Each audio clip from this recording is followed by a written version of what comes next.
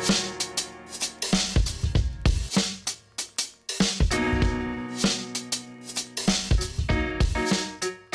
think I want to highlight that phrase setiap generasi punya raksasa.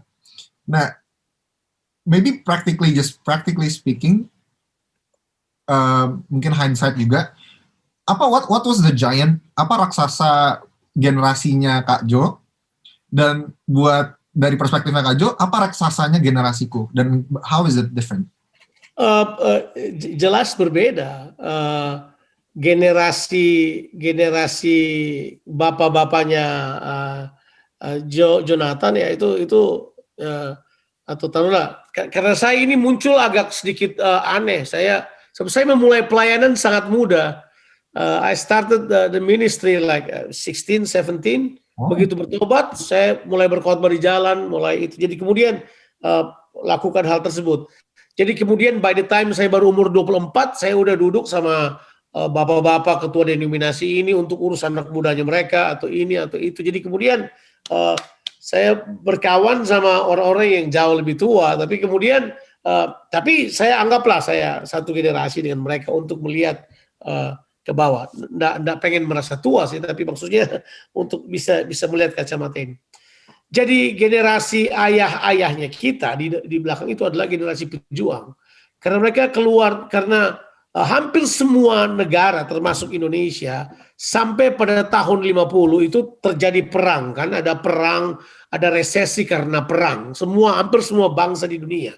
Tercepat adalah tahun 45 yang merdeka dan seterusnya itu di daerah kita itu seperti itu. Indonesia seperti itu. So itu problem. Jadi perang dunia kedua selesai kira-kira tahun 45-an kan kira-kira ya.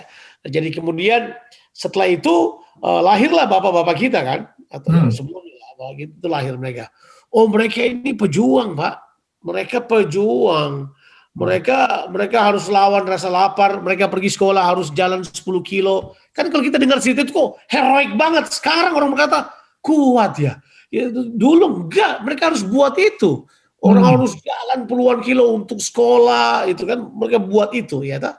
Jadi karena mereka melewati kesusahan itu, di sini ada masalah ini, ada masalah besar di mana bapak-bapak kita ini melahirkan generasi yang lebih nyaman. Ya, mereka nyaman karena apa? Mereka mencapai sesuatu, mereka berhasil. Oh, memang mereka dididik keras. Tapi udah nyaman, udah ada bapak-bapak. Jadi lahirlah satu generasi yang nyaman. Baby boomers itu adalah generasi yang sudah nyaman itu sebenarnya. Bapak-bapak mereka udah menang peperangan, udah semuanya. Mereka udah asik. Jadi mereka kerja sudah oke. Tapi kemudian lahir anak-anak mereka. Anak-anak mereka adalah karena begini. Kita sudah tahu kan akibat kenyamanan semua mapan, anak-anak dimanjain, nggak diajak berjuang dan seterusnya. Jadi lahirlah kemudian generasi berikutnya yang kemudian menurut saya itu yang kelahiran 60, 66, 67, 70 dan seterusnya ke atas yang sampai sekarang ini mereka masih kira-kira umurnya 45, 46 sampai 50-an. Itu mereka asik. Warisan pindah ke mereka. Apa yang hilang dari mereka? Ya, itu. Didikan keras nggak ada lagi. Nah, pada beriringnya waktu berjalan, kenyamanan ini menciptakan beberapa kebiasaan, termasuk mendidik anak. Udah nggak perlu pakai tongkat lagi. Katanya kalau pakai tongkat bisa menyalahi hak-hak asasi manusia. Macem-macem. Jadi kemudian lahir sebuah generasi yang lebih lembek dalam daya juang. Karena lebih lembek dalam daya juang, baik secara bisnis ataupun secara itu. Nah, tetapi tentu apa yang ditawarkan kepada mereka, kita mesti ngerti kan, bapak-bapak ini yang merintis, semuanya mereka bekerja keras. Beriring waktu terjadi peralihan antara teknologi ya, teknologi beralih, kenyamanan jauh lebih mudah lagi. Jadi orang kemudian tenggelam pada hal tersebut. Ya, nah raksasa paling besar di tiap generasi yang harus dijaga adalah ketika generasi tersebut menjadi nyaman, mereka kemudian menilai kebenaran dengan cara yang murahan. Mereka menilai bagaimana memanifestasikan kehidupan seperti Kristus, hidup di dalam fighting spirit, berhadapan dengan budaya-budaya yang salah dari kerajaan kegelapan. Mereka anggap biasa. Zaman sekarang, coba misalnya di zaman dahulu orang bersaksi dengan mudah loh, mereka khotbah. Zaman sekarang udah enggak. Apa jawabannya? Kita harus hargai privasi mereka dong. Jangan ganggu dong. Kamu terlalu intrusif, mesti ngomong imanmu ke mereka. Jangan dong. Jadi kemudian bangkit sebuah generasi yang nggak pernah tahu bagaimana menceritakan kebenaran pada orang lain. Bagaimana even berdoa buat orang sakit dan orang sakit disembuhkan. Mana yang tahu itu sekarang? Mana yang tahu sekarang? Generasi bawah ini mana yang tahu datang kemudian tumpang tangan pada orang sakit ya. Zaman saya dulu melayani di jalan, wah, kita lihat mujizat terjadi, kita lihat itu terjadi. Orang sakit kita doakan memang sembuh. Ya sekarang ya enggak perlu kamu sakit minum Panadol, ngapain susah, banyak obat-obat yang bagus. Nah, jadi kemudian ada terjadi. Saya tidak bilang bahwa itu salah atau bagaimana. Yang saya bilang adalah itu produk dari ada raksasa yang mereka enggak kalahkan. Raksasa kenyamanan, impiannya. Jadi kemudian impian semua orang adalah nyaman. Sampai kemudian kan generasi bapak-bapaknya, ya mungkin generasi saya lah, kata hedonis merupakan kata favorit kita. Ya orang pengen mencari kenyamanan, orang pengen mencari, wah pokoknya cita-citanya sukses, cita-citanya nyaman. Tahu kan? Betul. Bedanya generasi milenial ke bawah ini, mereka definisikan sukses beda sama zaman yang dulu gitu. Mana buku-buku sukses itu berarti kaya, sukses itu berarti zaman sekarang udah nggak begitu. Ya, anak-anak muda sekarang udah berpikir begitu. Dari switch of thinking, mereka berpindah cara berpikir. Nah, saya kira salah satu raksasa itu adalah di zaman kita dulu adalah bagaimana itu sukses. Jadi di zaman kita orang sibuk mendefinisikan sukses. Nah, di zaman sekarang orang nggak perlu definisikan sukses, udah tahu, orang lebih pintar, orang lebih tahu, dan buat mereka nggak kejar itu lagi, mereka malah mencari kepuasan batin yang agak berbeda sekarang ini. Jadi mereka yang lucu itu begini, mereka begitu pandai dengan teknologi dan semua teknologi informatika, mereka punya rasa haus kepada Tuhan, tapi ya itu tuh. Mereka punya rasa haus, tapi mereka sangat analytical, mereka cermat, mereka bisa temukan informasi. Jadi memang ini ada kesulitan buat kita yang cuma satu arah dulu kan, informasi cuma satu. Datang dari guru, datang dari dosen, datang dari pendeta. Sekarang tidak kan. Sekarang laju informasi dari mana-mana. Jadi waktu kita menawarkan budaya buat mereka, mereka berkata gini, hang on. Compare dulu sama yang lain. Iya. Why do I have to follow you? Why should I follow you? Ini ada ini. Dan saya perlu discover yang ini. Jadi waduh, itu sebuah raksasa yang besar. Raksasa di mana itu kan kita tahu, raksasa generasi kita adalah no absolute truth, no. Right. Orang sekarang bisa buat apa aja. Jadi waktu kita bicara sesuatu, kalau tidak dialami dengan kuasa keubahan dan kuasa yang dari Tuhan, I think it's really tough to win this. Yeah. So the giant of today is no absolute truth, sedangkan giant masa lalu lebih kayak kenyamanan atau apa itu sukses gitu ya. Iya. Wow. Ya masa sebelumnya giantnya mereka melawan para penjajah, penindasan, pengkhianatan, mereka hadapi itu ya. Tapi waktu Bung Jo ngomong kayak gitu, itu that's so relatable to me. Aku ngerasa banget sih. Maksudnya dari sisi comfortnya lah ya. I know I'm a privileged kid gitu, dan kalau boleh jujur, memang daya juangnya generasi sekarang memang nggak banyak ya. I think I can safely say generasi kita jauh lebih manja daripada generasi itu, Pak. Dan nggak tahan banting gitu. So I think we have to be honest about it supaya kita bisa maju juga ya. Nah tentunya harus ada, setiap generasi harus berani membuat penelitian untuk bilang begini, oke, raksasa kita itu ini memang. Lewat doa, lewat apa raksasa kita ini, itu harus ya. Ya, wow. itu penting sekali. Dan tentu kan kita lihat ya, itu terjadi secara umum. Di gereja juga terjadi hal yang seperti itu kan. Siapa bilang tidak ada gereja hedonis? orang terjebak di dalam. Oh iya. Culture dunia bisa masuk ke dalam gereja juga. Culture, itu cultural. Jadi sampai di dalam semua serba nyaman, semua serba itu. Jadi kemudian itu kelihatan pada berita-beritanya kita, sampaikan pada apa yang kelihatan pada message yang disampaikan. Garamnya jadi nggak asin lagi itu kan ya? Ya. Garam Dan ini sendiri. saya kira kalau kita mau berani jujur, mungkin kita para generasi mesti lihat, akui raksasa saya dulu apa itu, raksasa sekarang apa, ya itu kemudian kita bisa temukan. Nah, yang unik tadi seperti yang kita bilang, generasi sekarang itu craving for relational. Mereka butuh hubungan, mereka butuh relationship, mereka mau itu. Wow. Mereka hubungan kerja, hubungan keluarga, hubungan apa gitu mereka perlu. Ya, karena kan memang mereka sekarang di depan komputer jauh lebih banyak daripada dengan orang.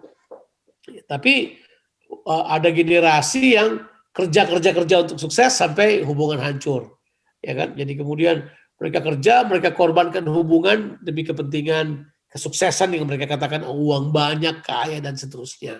Nah, itu jadi kemudian mereka buang generasi yang generasi yang berikutnya mereka lepasin. Jadi tidak ada hubungan. Kaya nyaman, cuman tidak ada hubungan. Right. That ties right into my next question. My next question is about intergenerational relationships. Karena I think kita udah dapat nih the whole gambaran besarnya apa itu pelayanan generasi biblicalnya seperti apa. Tapi kalau kita udah masuk ke dunia nyata, susah kan? Susah berelasi antar generasi itu susah sekali. For you, in your experience, apa tantangan-tantangan berelasi antar generasi? Dan seperti apa? Maksudnya, do you have any experience? Dulu tuh seperti apa sih bangun hubungan sama bapak-bapak? Lalu sekarang tantangannya Bung Jo, berelasi sama generasi bawah, apa tantangannya? Oke, jadi sebenarnya zaman dahulu itu orang sudah tahu bahwa anak muda di setiap generasi adalah motor penggerak dalam pelayanan ataupun apa saja, betul ya? Itu jelas. Tapi kita mengerti bahwa dalam prakteknya ada shifting kepemimpinan. Jadi pada zaman dahulu kala, ini saya bicara kultur gereja aja, nggak harus jauh kemana-mana. Dulu kepemimpinan tuh tunggal, Pak. Dan itu produk dari, ya, kan ada lelucon yang berkata, mana lebih baik? Ini maaf, saya tidak berbicara, ini cuma lelucon aja. Mana lebih baik, Katolik atau Protestan, gitu kan? Orang jawab, ya Katolik lebih baik. Kenapa? Dia cuma punya satu paus, satu aja di Vatikan. Kalau Protestan, semua gembala tuh paus sendiri-sendiri gitu maksudnya. Itu cuma leluconnya aja. Tapi itu kan lelucon yang aneh. Tapi memang benar. At the end of the day, gereja exercise kuasa dengan cara yang berbeda. Harusnya kan gereja exercise kuasa dengan melayani, sekarang enggak. Gereja exercise kuasa ya seperti bos. Jadi muncul pemimpin-pemimpin yang one man show, ngatur seluruhnya. Jadi kemudian generasi muda yang muncul dianggap sebagai saingan, dianggap sebagai bahaya. Ini ya jelas kita sudah tahu ini udah roh Herodes kan ini. Yesus lahir waktu dibilang raja dia mesti dibunuh. Jadi kemudian banyak sekali pemimpin-pemimpin pemuda yang bagus-bagus itu mereka masuk kotak. Saya sebut sebagai kotak korban. Cuma karena mereka punya pelayanan, mereka punya karunia, diajar dengan baik padahal mereka. Tapi begitu mereka mau naik, ditebas gitu. Jadi ada dan ini realita.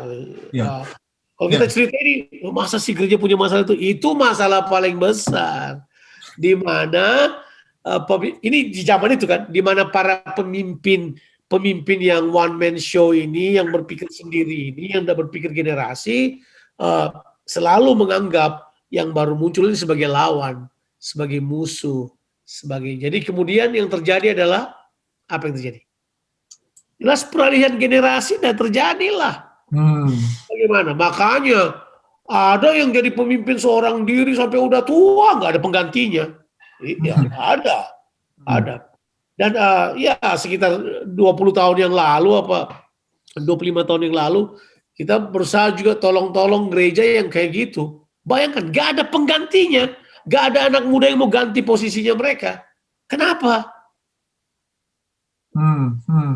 Apa masalahnya mereka? Right. Itu ada kultur kepemimpinan yang salah kan? Ada kultur kepemimpinan yang salah. Nah, justru kepemimpinan-kepemimpinan yang sukses pada waktu itu ya, di zaman itu ya, adalah orang-orang yang terbiasa mendelegasi, membangun tim, itu kemudian yang sukses. Mereka mulai diperkenalkan dengan kepemimpinan jamak, kepemimpinan yang bisa menol, itu kemudian muncul itu di waktu-waktu itu ya. Akhir-akhir 80-an, awal-awal 90-an, itu kemudian di mana revival itu terjadi kan. Nah, produk-produknya pemimpin bapak-bapak kita sekarang ini, yang itu mereka tuh terjadi revival, kemudian mereka lihat kerjasama lebih penting dan seterusnya. Tapi kan tidak mudah mengalahkan kepemimpinan yang cuma satu orang berdiri dan kemudian dia buat semuanya. Dia jadi jenderal. Cuma kemudian tidak ada yang ganti. Ya sudah. Sampai di titik itu hilang. Ulang lagi dari yang baru. Ya. Jadi ya itu mungkin sesuatu yang paling jelas yang kelihatan. Dan sejujurnya kalau kita mau jujur, kalau ini kita tidak selesaikan dengan baik, dan ya akan lebih banyak lagi anak-anak muda yang kemudian tidak tertarik ada pada kepemimpinan di gereja atau terlibat atau seterusnya. Kalaupun mereka tertarik karena mungkin gereja mengalami revival dan ada banyak gereja yang jadi kaya, jadi kemudian mereka pikir mungkin ke situ aja jadi jauh lebih bagus sebagai profesional, tapi tidak punya panggilan-panggilan yang kokoh dan kuat untuk kemudian bisa membuat mereka mumpuni untuk mengerjakan tugas-tugas buat generasi mereka ya. I see. Awesome. Wow. That gives me perspective. That makes sense. Kalau gini, maybe masih tetap di hubungan, membangun hubungan dan berelasi antar generasi. Do you have any tips mungkin kalau nanti ada yang mendengar dari sisi generasi yang older, your generations or up gitu ya. Mereka mungkin they have the conviction. Aku mau melayani generasi, aku mau memfasilitasi intergenerational leadership. Tapi setiap kali ngobrol sama anak muda itu memang nggak nyambung gitu. Do you have any tips gimana caranya membangun relasi dengan anak muda yang memang ada generation gap, memang ada language gap, music taste gap, semua gap-gap itu kan ada. How? Nah, sekali lagi, mereka harus diminta untuk melihat generasi, tidak melihat jemaat, tidak melihat orang yang dilayani, tidak melihat scope itu, tapi harus berpikir generasi. Nah, berpikir generasi ini tidak semerta-merta orang semua punya loh. Jadi menurut saya pemimpin yang lebih senior lah, itu paling tidak harus berpikir generasi. Mungkin kalau mereka harus ditanya, itu kan, apakah kamu sudah punya pengganti misalnya, ya kan? Nah mungkin kepada mereka pertanyaannya statement-statement yang kita dengar belakangan ini, there is no success without the successor kan. Jadi kamu biar sukses kalau nggak punya pengganti bagaimana caranya kamu gitu. Jadi menurut saya mereka perlu diberi pemahaman tentang keberlangsungan pelayanan. Atau ya itu dibilang, makanya kemudian kita mulai membaca pemahaman-pemahaman yang berbeda. Misalnya aja, ini contoh ya, di zaman dulu yang penting ya udah kita besarin aja ini, nanti anaknya yang ganti atau apanya ganti. Padahal di luar sana ada sebuah spektrum yang sangat luas dari orang-orang yang bisa memperlengkapi pelayanan yang kalau memang dipersiapkan dengan baik bisa powerful ke depan, ya kan?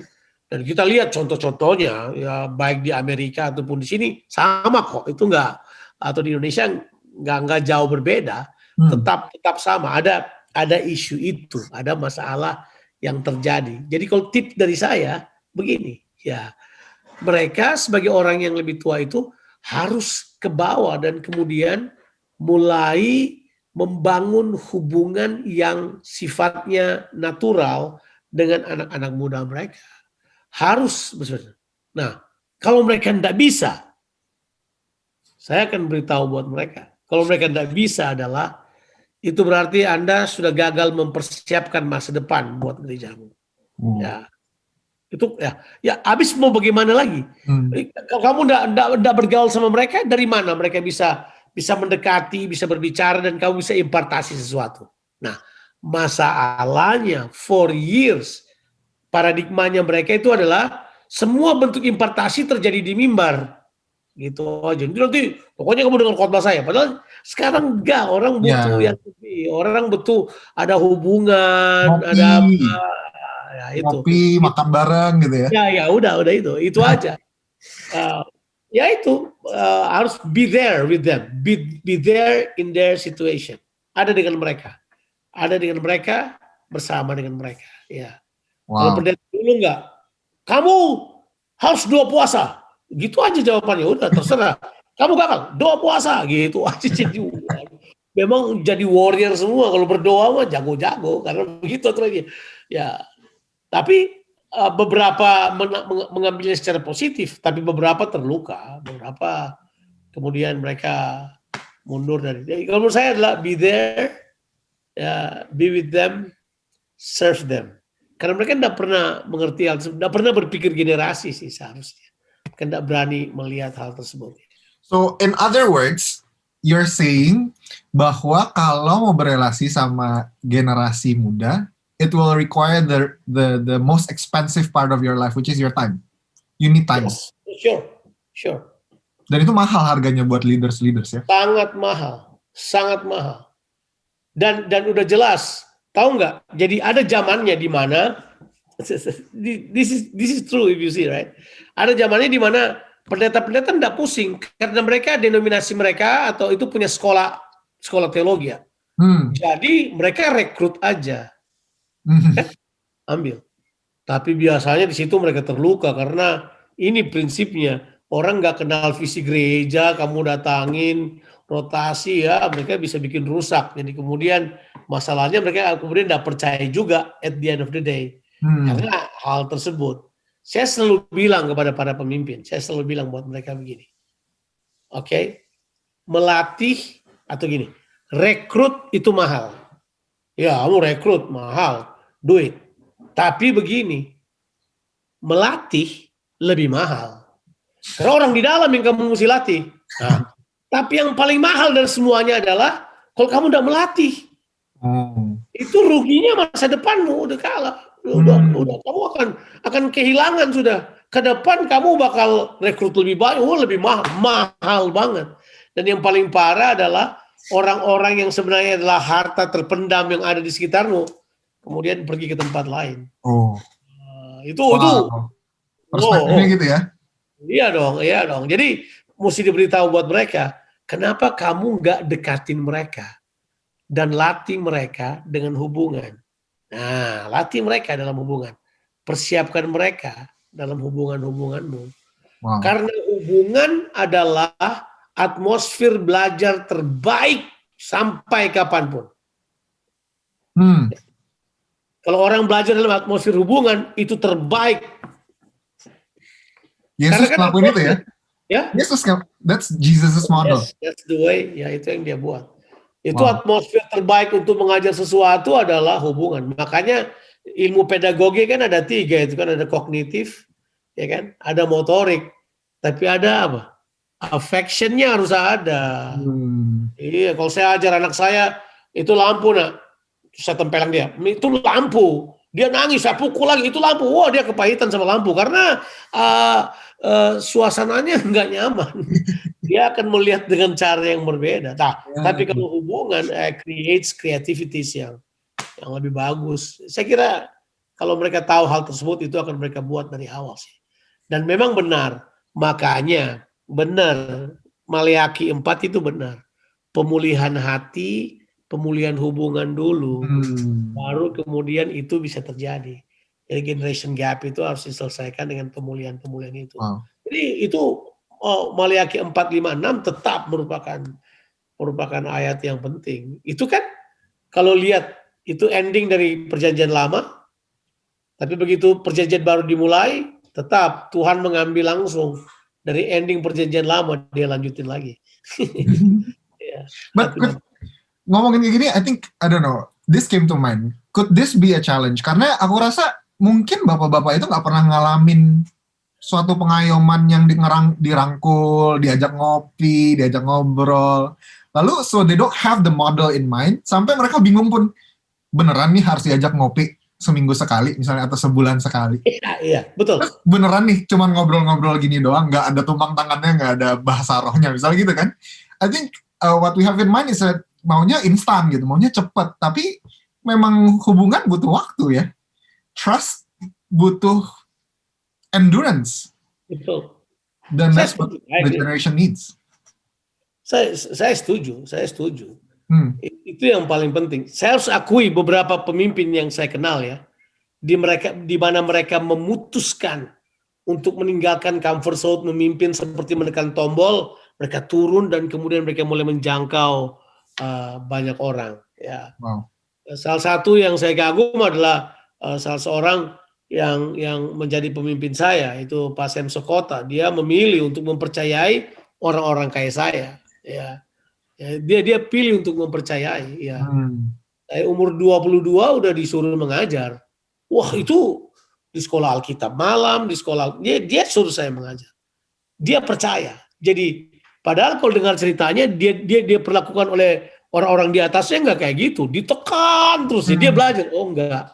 Jadi ada orang-orang di tiap generasi yang Tuhan kasih lah untuk buat kayak gitu. Kemudian saya kenal orang seperti Pak Timotius Arifin yang memutuskan untuk turun ke bawah dan kemudian merangkul generasi muda di sekelilingnya untuk dilepaskan, dilatih untuk kemudian bergerak dalam pelayanan. Dan dia menyebutnya sebagai pelayanan pembapaan tentunya. Wow. Saya juga kagum orang-orang seperti Eddie Leo dan teman-teman yang Pastor Eddie Leo dan teman-teman yang melakukannya. Mereka turun ke bawah dan mereka konsentrasi. Mereka bilang pada waktu itu, anak muda kamu penting. Masih ingat gak? Karena zaman itu masih ingat gak ada istilah yang berkata melayani anak muda. Oh enggak ada duitnya Pak gitu. Tapi enggak, ini mereka berkata enggak. Anak muda kamu penting. Kamu mesti diperhatikan karena kamu adalah pemimpin masa depan. Jadi mereka udah mempersiapkan. Saya kira ada orang-orang yang kayak begitu juga yang ada. Dan itu mereka adalah saya sebut sebagai penerobos generasi yang dahsyat. Wow. Betul. I think on behalf mungkin dari generasi muda, that sounds lovely. Mungkin buat bapak-bapak yang mungkin masih lagi dengerin ini lalu masih bingung gimana sih caranya. Beneran deh, no rumus, just your time. I think kalaupun ngajak ngopi terus akhirnya awkward, nggak bisa ngobrolnya, nggak nyambung. We see your time, we see your sacrifice, gitu. Walaupun berarti at least you're trying, gitu. At least kita diajak sama bapak-bapak kita. Yeah. I think that will start healing, dan semakin rutin, semakin sering ngobrol, tanyain udah punya pacar belum, itu paling anak-anak muda paling gampang ngomongin gitu tuh. Gimana, ada yang ditaksirin nggak? Yeah. Start from there. Trust akan terbangun. So I think that would be lovely kalau di gereja Tuhan bapak-bapaknya turun dan ngajak ngopi anak-anak mudanya. Setuju banget. Ya, maksudnya kalau itu dibuat, saya kira orang akan melihat betul-betul sebuah, maafkan bahasa saya, itu inkarnatif banget sih sebenarnya, seperti Yesus turun ke dunia ini gitu, turun aja untuk bisa itu kan kita membangun hubungan so we can relate. Itu relate itu yang penting supaya kita bisa apa sih kata relate itu apa ya? Supaya saya bisa memahami kan itu. Ya, supaya saya bisa memahami kalau dia ngomong tuh saya paham. Saya mau relate dengan dia supaya waktu dia bicara saya paham, ya. Saya tahu apa maksud isi hatinya, saya bisa berbicara kepadanya. Nah, upaya-upaya untuk relate ini yang perlu dibuat, dan memang itu saya menyebutnya sebagai langkah-langkah inkarnatif sih, di mana kita buat itu supaya orang lain bisa punya hubungan dengan kita dan bisa relate dengan kita. Tapi pikir-pikir gini ya, I think bahkan aku pribadi pun tertegur. Kayak sering di gereja itu memang sibuk gitu ya. Oh ada event ini, harus meeting ini, dan it's never ending. apinya ada di mana-mana, harus dipadamin terus, dan sebagai leader kan kita mau pemadam api kayak rasanya ya. Yang mana nih yang darurat gitu. Tapi meeting terus jadinya. Bahkan aku rasa di dalam kepemimpinanku tuh pun di generasi ini aku juga susah sih untuk turun actually give time untuk ngopi sama anak-anak. Aku di generasiku pun susah. Jadi aku ngerti juga, apalagi bapak-bapak di atas sana yang mimpinnya jauh lebih banyak. I know it's hard, but I think it's just essential. Kita harus belajar bersama-sama. Mungkin last data aja yang kita mau bacain untuk just to get a sense of urgency tentang masalah ini. Bilangan research kali ini, or before bilangan research mungkin Barna dulu ya. Di Barna waktu itu pernah menghebohkan satu statistik.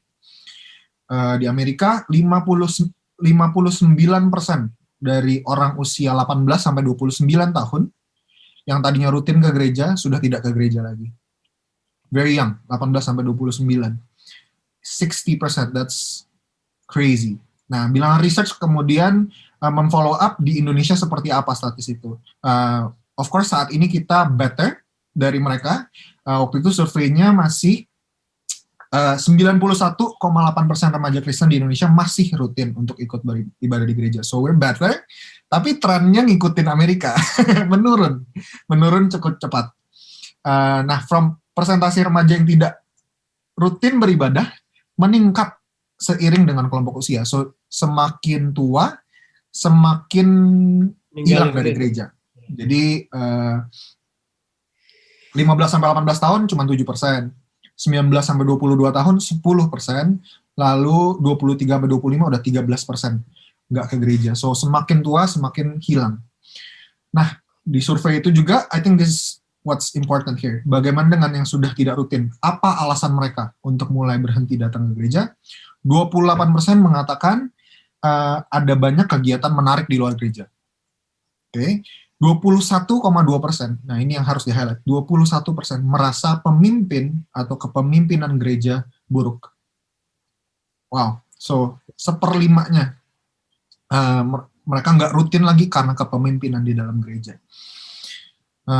So, following up on that, pemimpin atau kepemimpinan yang dimaksud meliputi 3 hal. Visi, tidak ada visi yang besar atau menantang, so itu mungkin penting buat generasi muda. Yang kedua, engagement. Tidak melibatkan kaum muda dalam tanggung jawab pelayanan. Yang ketiga, disconnect. Tidak memahami pola pikir anak muda karena kolot atau otoriter. Itu menurut bilangan research. Tanggapannya, Pastor? Menarik sih. Artinya itu sudah hampir, itu saya sebut sebagai hampir pasti. Bahwa kalau itu dibiarkan ya kita bakal end up seperti North America, di mana hemorrhage daripada meninggalkan gereja lebih banyak, pendaharahannya banyak, jadi kita kemudian sebagai sebuah gereja bisa mengalami kesulitan di masa yang akan datang. Nah, saya kira ada beberapa hal yang perlu kita bereskan skop berpikir supaya kita tidak hanya menuduh bahwa generasi muda itu kemudian tidak datang ke gereja karena mereka tidak menyukai gereja misalnya, atau lain-lain sebagainya. Disebabkan ada sebuah movement yang terjadi kurang lebih 20 tahun yang lalu sampai mungkin 25 tahun yang lalu. I don't know kalau kalian tahu itu. Movement itu adalah kita menyebut sebagai church in the marketplace. Ya, dengar itu ya. Pernah tahu itu ada church in the marketplace. Isunya gini sebenarnya. Jadi kita orang percaya tidak mengajak orang datang ke gereja, tapi kita gereja pergi kepada orang tersebut. Jadi we go to them, not asking them to come to the church. Jadi ada hal yang disebut. Jadi kemudian mereka mulai membangun yang namanya church in the marketplace. Ada gereja di marketplace. Jadi sebenarnya mereka yang anak-anak muda pada waktu itu, pada saat itu disebut kira-kira 20-25 tahun yang lalu, mereka mendengarkan statement-statement itu, mereka kemudian ini yang sekarang memang pergi, sepertinya oke, berarti gereja harusnya berganti tempat, gereja ada di marketplace, mereka kemudian lebih ada di marketplace. Mereka mulai datang dan menyentuh orang-orang. Itu kan cerita-ceritanya seperti, masa kalau kamu mau pergi khotbah sama orang-orang yang surfing kamu pakai jas, kan tidak. Kamu harus pakai celana pendek dan bawa board pergi ngobrol sama mereka. Artinya itulah kira-kira yang mereka buat. Jadi kalau menurut saya gereja harus jujur untuk melihat bahwa kita memang udah tidak bisa lihat gereja cuma sebagai gedung kan, dan saya kira udah kelihatan banget sekarang ini. Iya. Berarti kita nggak perlu panik sekarang. Saya kira NN40 ini udah jelas berpikir sangat jauh sih untuk berpikir bahwa memang benar kita nggak bisa lagi membatasi gereja. Jadi mungkin para researcher harus melihat juga yang dimaksud gereja ini apa. Orang percaya, karena begini, ada banyak orang percaya yang mereka bergerejanya udah di marketplace. Betul. Bukan lagi datang ke gereja secara ortodoks, datang ke gereja hari Minggu. Jadi mereka, kita menyebutnya sebagai unconventional church. Right. Jadi mereka udah ada pada posisi itu. Ya. Ini ternyata banyak. Ngumpul-ngumpulnya banyak. Waktu saya coba lihat dan kemudian ternyata banyak. Ada banyak yang kayak begitu. Di mana generasi masa kini itu mulai create yang disebut dengan unconventional church. They don't have to go to conventional church. They want to start what they call unconventional church, di mana mereka bisa relate sama orang-orang yang ada di luar sana. Jadi sebenarnya gereja tetap ada, penginjilan tetap berjalan, semua tetap berjalan, tapi tempatnya yang berbeda. Mereka tidak lagi berpikir bahwa conventional church itu bisa cater lagi kebutuhan orang-orang ini yang sudah sibuk di marketplace. Nah, jadi ini yang kemudian, yang sekarang mereka udah bapak-bapak punya anak-anak, mereka anak-anak mulai lihat bapak-bapaknya kayak gitu, tapi mereka tetap punya iman. Cuman itu mereka menyebutnya, maafkan bahasa saya pakai, iman tanpa gereja.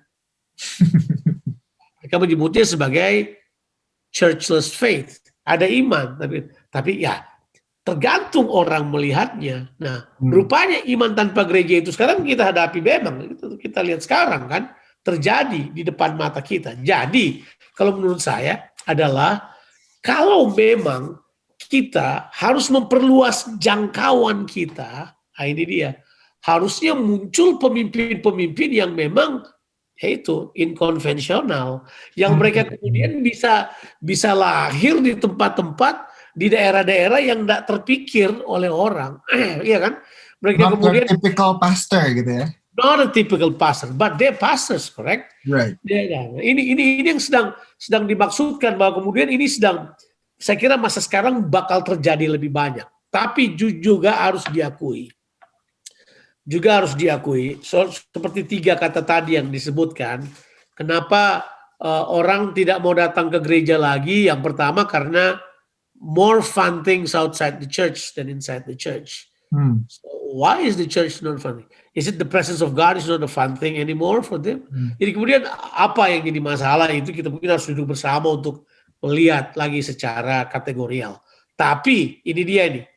Yang kedua adalah karena kepemimpinan 21%.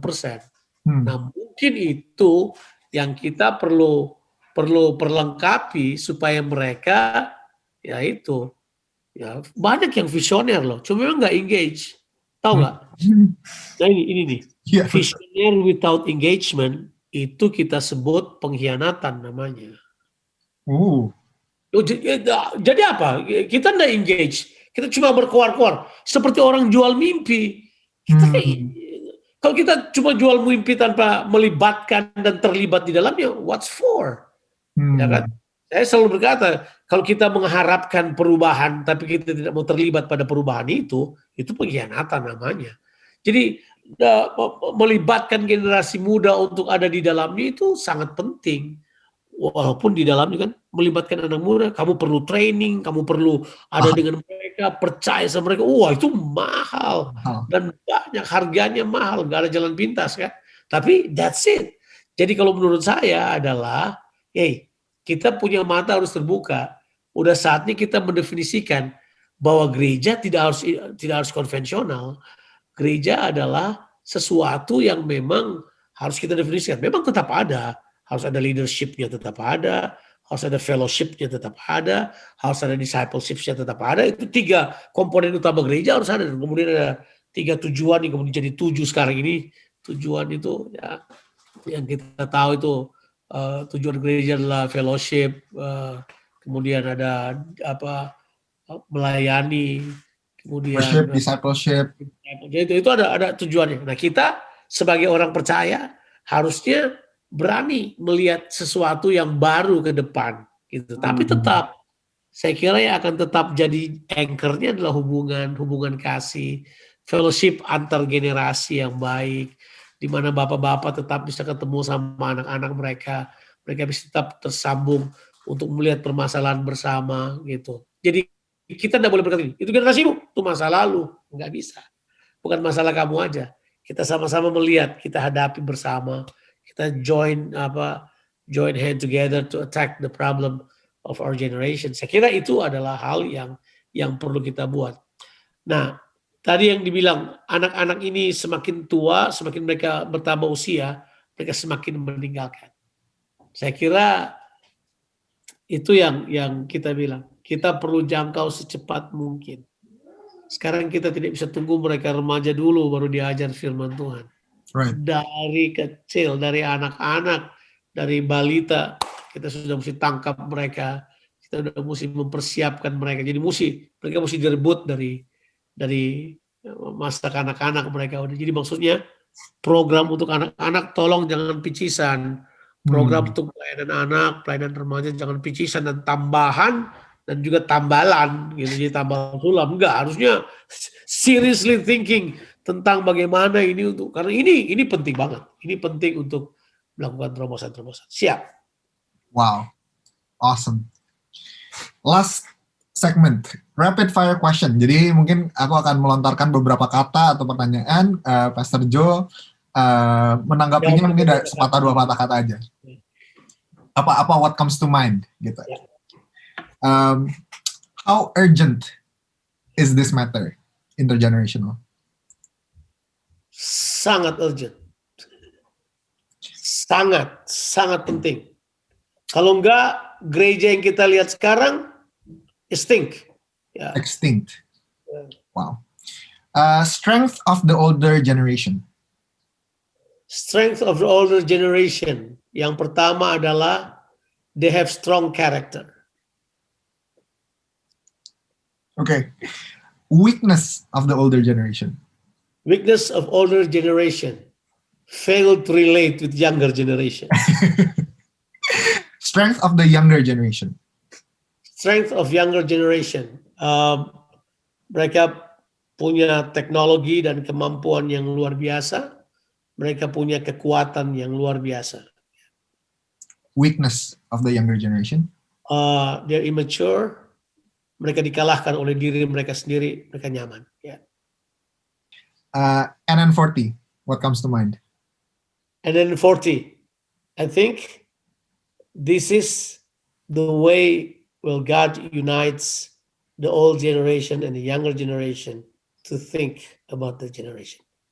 Jadi ini adalah Tuhan sedang menyatukan generasi muda dan generasi tua dalam sebuah ikatan yang sangat kuat untuk bisa memenangkan generasi yang berikutnya. Regenerational leadership model atau intergenerational leadership model? Saya lebih setuju intergenerational. By doing intergenerational leadership model, you create regenerational. Karena intergenerational itu punya pengertian, the leaders now has prepared. Mereka sudah mempersiapkan generasi muda mereka untuk menjadi pemimpin di masa yang akan datang dengan melibatkan mereka untuk memimpin bersama-sama dengan mereka. Awesome. Wow. Thank you so much, Pastor Jonathan Patiasina. Last words, maybe pesan aja, maybe for I don't know, the older generation, the younger generation. Setelah kita ngobrol tentang ini, can you just wrap it up? What's your message for them, for us? Menurut saya adalah bagaimanapun juga inisiatif harus datang dari orang yang lebih tua. Karena kita gini, we are actually striving for something greater than our generation. We are striving for the kingdom of God. Sesuatu yang lebih besar dari generasi kita. Dan kita perlu sekali mempersiapkan generasi berikutnya. Jadi kita harus dengan rendah hati bisa melayani generasi ini. Kita berinisiatif. Mungkin tidak terlalu banyak tahu, tapi berinisiatif. At least be there. Be there with them. Do something together with them. Mulai libatkan mereka bersama-sama dengan kita. Let them be open-minded to see the way we do things. Supaya kemudian kita bisa memulai dari situ.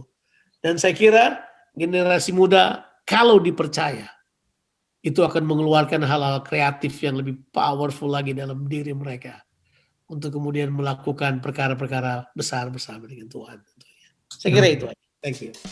Saudara, jika video ini memberkati saudara hari ini, please consider to like, share, and subscribe di YouTube channel Now and Next Movement, di mana kita akan terus mendiskusikan tentang intergenerational leadership, intergenerational discipleship, dan revival in this new landscape. God bless you.